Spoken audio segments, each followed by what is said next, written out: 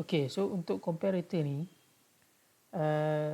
actually dia adalah salah satu matematik punya instruction juga, okay, yang kamu belajar dulu masa dekat sekolah, okay. So kita ada sebagai contoh, dia ada limit, okay. Comparator ni yang pertama kita ada ialah, kalau kamu ingat lagi simbol macam ni ya, simbol ni, okay, simbol ni, and then simbol ni ialah less than, less than, okay. And then kita ada simbol yang kedua, kita ada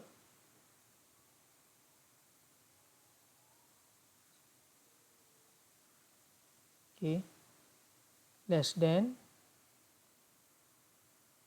or equal, okay, less than or equal. And then kita ada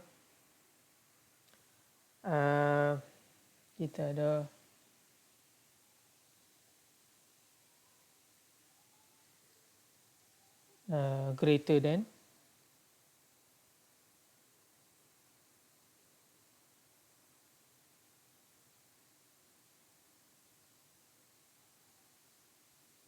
okay, and then greater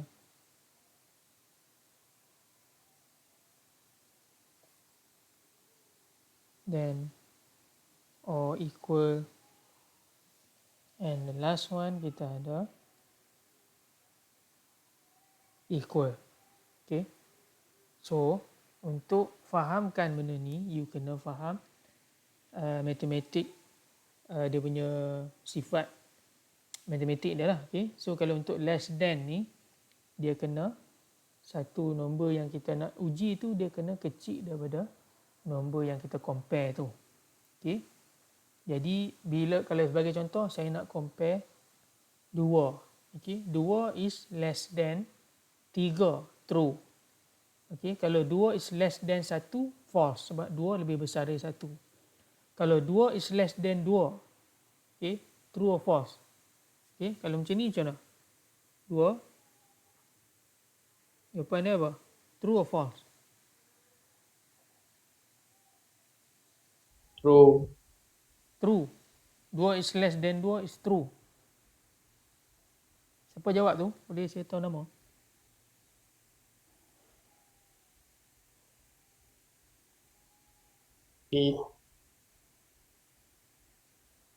Sorry, tak dengar. Siapa ada? Hafiz. Okey, Hafiz jawab.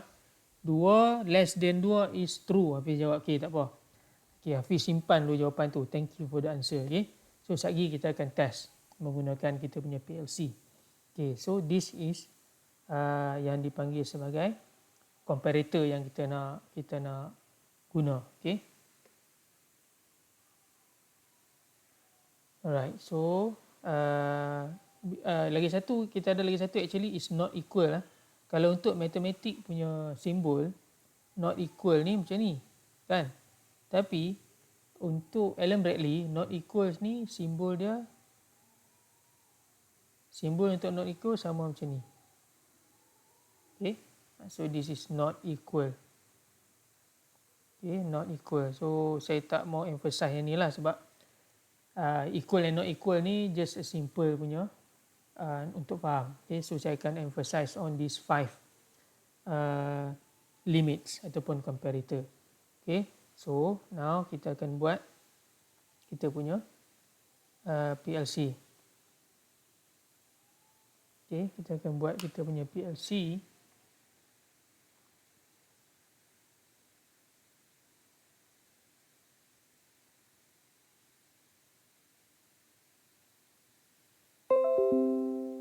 Okay, so untuk limit, okay, untuk limit kat sini, untuk comparator, first one is kita nak menggunakan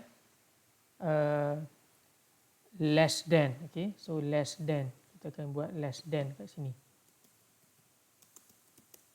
Less than, so kita akan untuk buat less than ni actually first, okay, kita akan masukkan satu, okay, kita akan buat satu simple counter.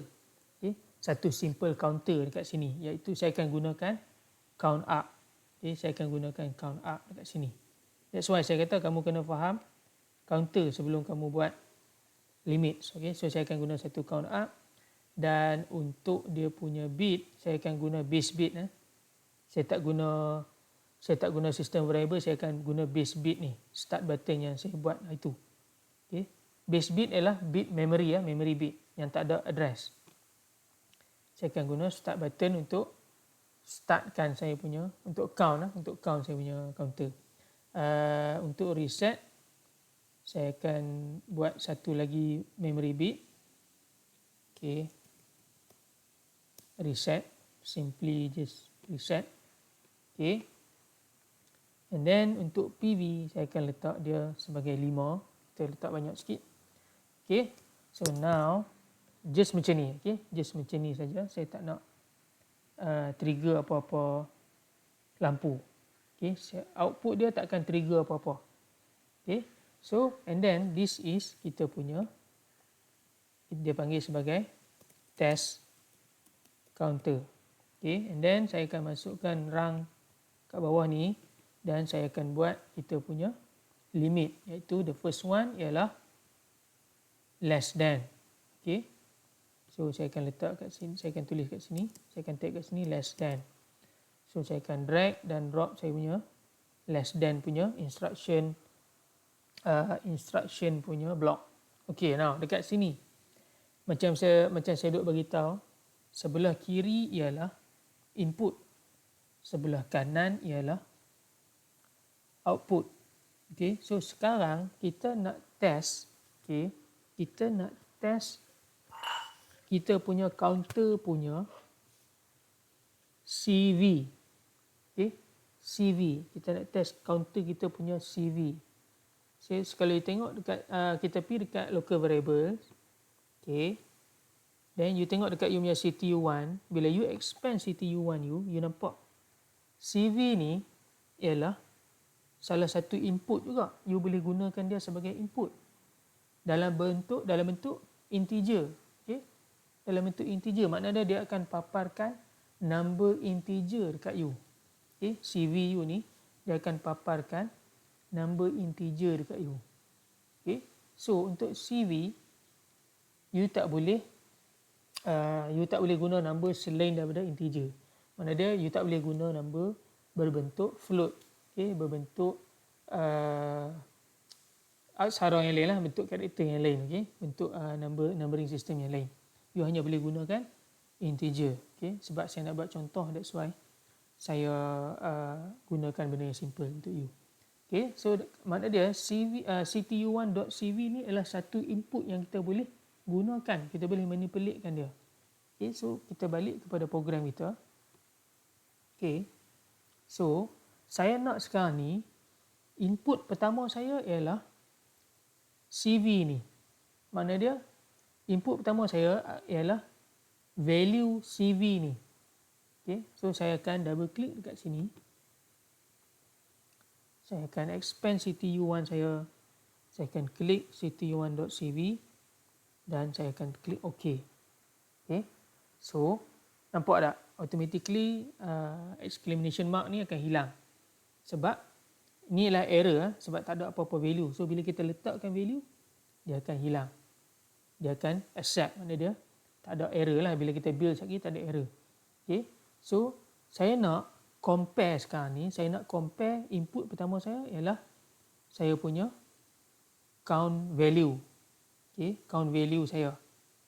Dan input kedua, saya nak compare dengan satu constant ataupun satu number solid, integer juga. Okay, sebab tengok dekat sini, okay, untuk input tu actually you boleh letak any types of number.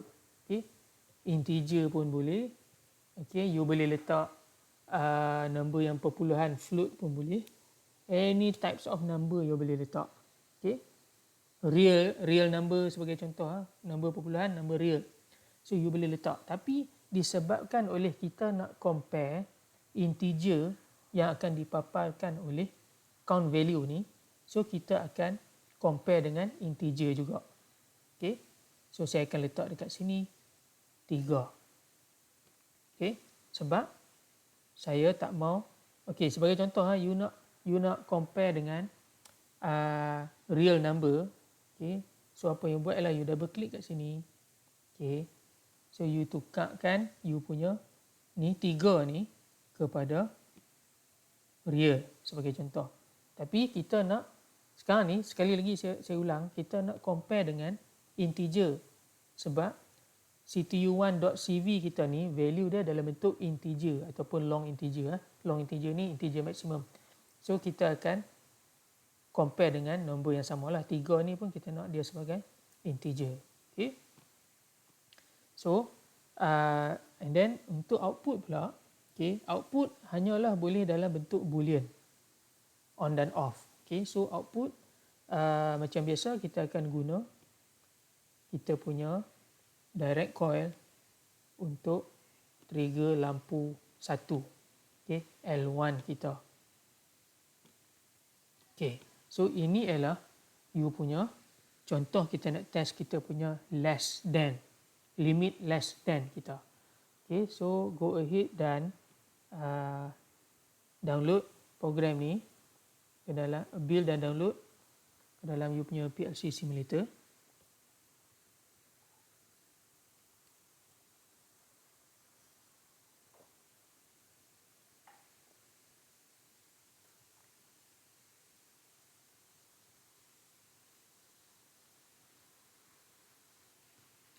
Okay.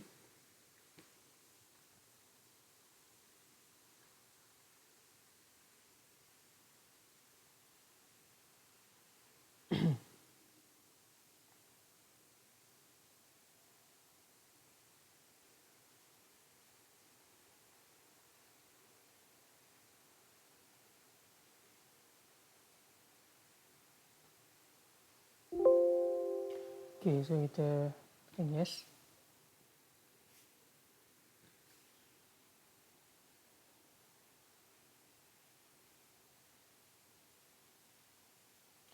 Okay, so now kita tengok kat sini.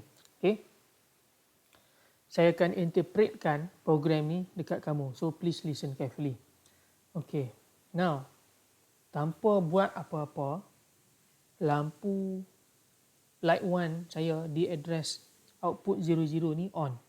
Okay, kerana okay, lampu saya on sekarang ni tanpa saya buat apa-apa.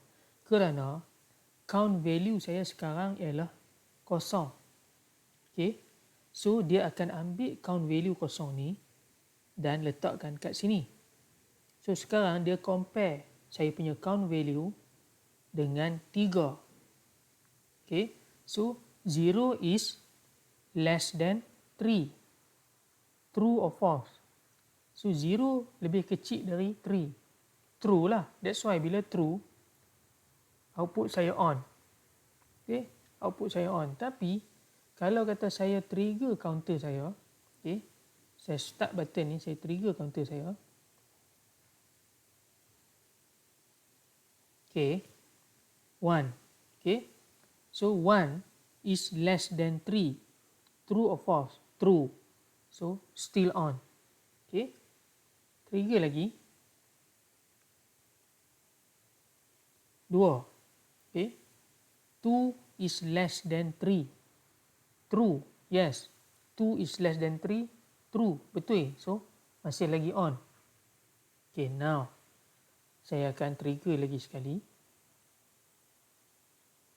Okay, so the moment dia reaches 3, okay, 3 is less than 3, dia ialah false. Jadi Hafiz, terima kasih kerana mencuba, tapi jawapan dia ialah false. Okay, so 3 less than 3 is false. Okay, 3 is less than 3 is false. So lampu saya terpadam. Okay, so kalau kata saya trigger lagi, 4 is less than 3 is false. Lampu terpadam. Okay, 4 ni lebih besar dari 3, bukan lebih kecil. So lagi sekali, maximum count 5. 5 is less than 3, false. Okay, So, lampu saya kekal remain terpadam. So, bila saya reset, okay, bila saya reset semula, lampu saya on sebab dia compare 0 is less than 3 true. So, lampu saya akan on. Okay, so this is contoh comparator less than.